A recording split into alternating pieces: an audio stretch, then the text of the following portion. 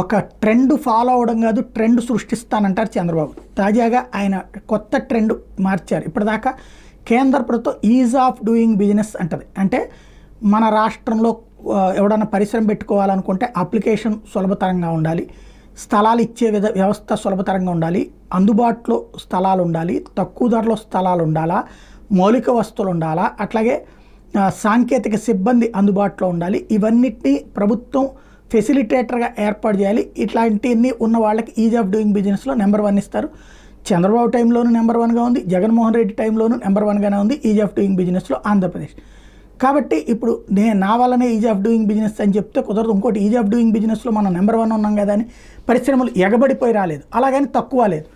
గుజరాత్ లేకపోతే తమిళనాడు, కర్ణాటకతో పోల్చుకుంటే, తెలంగాణతో పోల్చుకుంటే తక్కువ వచ్చింది, కానీ గతంతో పోల్చుకుంటే ఎక్కువ వచ్చినాయి. ఆంధ్రప్రదేశ్